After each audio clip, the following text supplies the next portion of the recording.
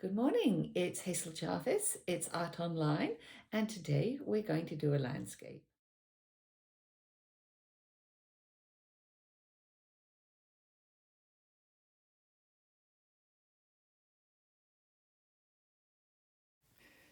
Starting with a lightning quick rough sketch.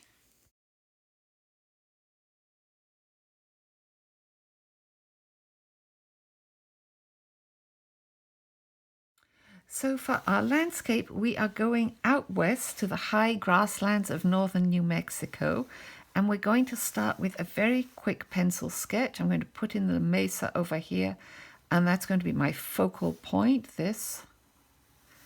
And then we'll just put in some suggestions of the forms in the landscape. And this is going to be an abstract landscape, but based on the formula of horizontal layers. Out west, you get the most fabulous dramatic skies. So I'm loading up my nice thick brush and just painting in a swath of lavender.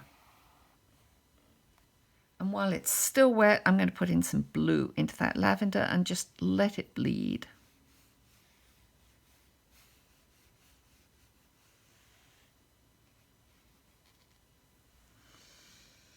I have to wait for the sky to dry, but I'm going to put in my mesa, my focal point, in this lovely dark purple.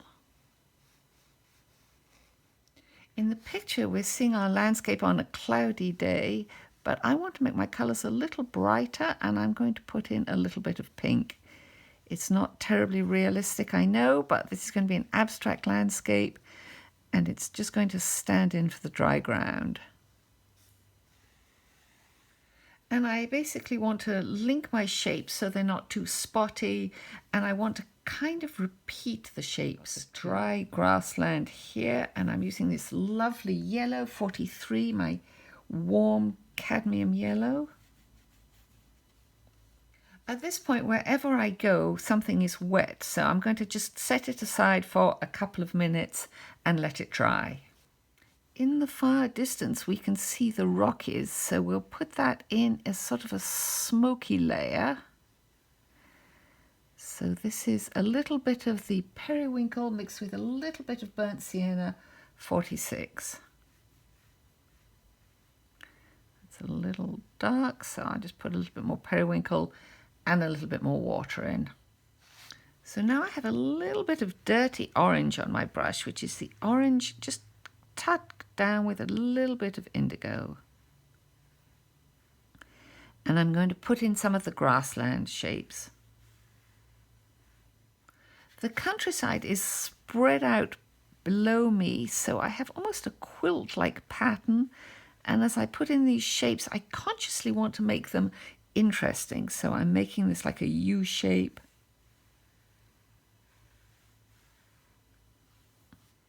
I've cleaned my orange up just a little bit.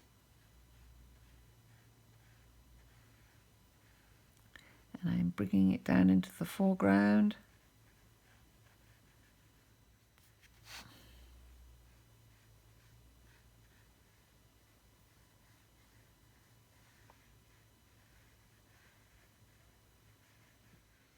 I love the glow that this yellow, number 43, this clear, strong yellow gives.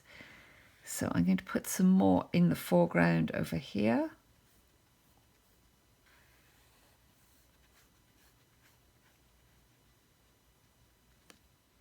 I'm going to cover a lot of this yellow up with scrub pine and juniper. So I put in more than I think I'm going to actually need. But what I want is like a patchwork, a repeating pattern of shapes and color. I like to combine my watercolors with my gouache in my landscape. So I'm going to take a little bit of my favorite Dr. Martens, and I'm going to put a little bit of white in on the clouds. Basically, I use the white pretty much straight from the jar.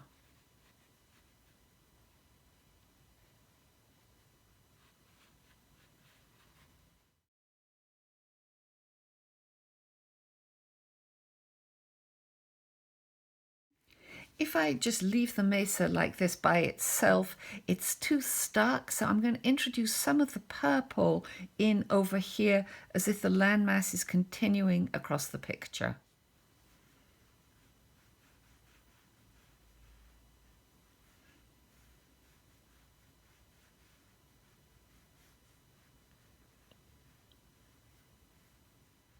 And I'm going to bring that same purple blue back right over to the other side. And that's just going to push that beautiful mesa forward. And we'll put a little bit of this same dark purple just on the base of the mesa too.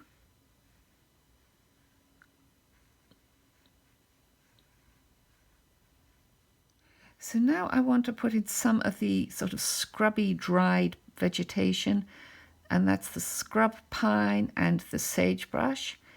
And it's really so dry, there's not much moisture. So I mix in the indigo with the orange to get a sort of a dark color.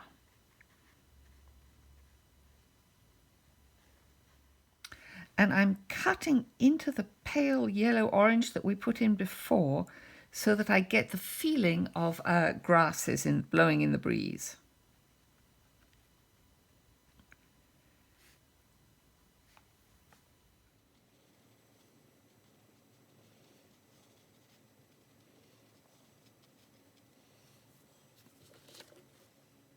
I also like to leave a little bit of white, especially in the distance, because I think the painting looks fresher if you do. So here I'm just really completing the painting by putting in the greens.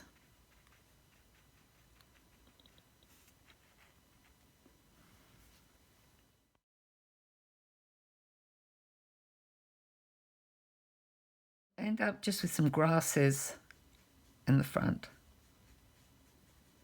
So you now have a beautiful landscape based on the horizontal band format, somewhat abstracted but with a lot of personal color. And by choosing this format and by working with color choices, you can make a much more personal statement. So I really hope you've enjoyed this, and I can't wait to see what you do.